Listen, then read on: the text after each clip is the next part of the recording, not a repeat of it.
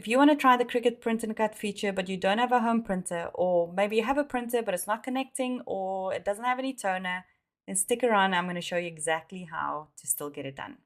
So once you've uploaded your design into Cricut Design Space, you're going to go and click on the Make It button at the top.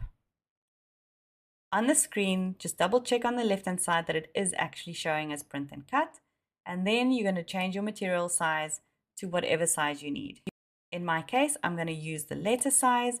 I'm just going to make a note of that because I want to make sure that when I take this PDF to have it printed, it's going to be set at the same settings. I can now go ahead and say continue, and then I'm going to click on this button that says Send to Printer. On the Print Setup page, I'm going to have a drop-down menu with all the printers that are available to me.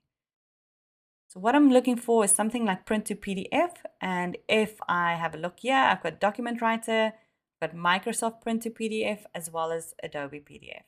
If you don't have anything like this, I would literally recommend that you go to Google, type in Adobe PDF, and download their PDF Writer. So once you've done that, come back here and then choose your option.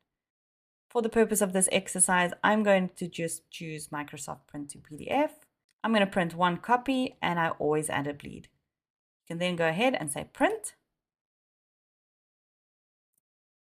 And then you can go ahead and save this on your actual computer. So in my case, it's going to go to the downloads folder, and I'm going to say Cricut Print Then Cut. Now I know exactly where to find it. I'm going to say save, and I'm going to take this PDF to my local print shop or Staples or wherever is closest to you, have it printed, but make sure that the material size is exactly what you chose earlier. Remember, I chose the letter setting, so I'm going to go to my shop and ask them to print it on the letter setting. So maybe it's a couple of hours later or a couple of days or weeks later, but you've come back, you've got the PDF in hand, and we are now going to print it. So you're going to open your canvas, you've got your design on there, you're going to go through the same process. Click on Make It. Then you're going to choose your material size. I'm going to go back to letter and say continue. Now, instead of clicking on Send to Printer, I'm going to click on the right-hand side that says I've already printed. You can now go ahead and set your base material to whatever you have your design printed on and follow the normal print then cut procedure.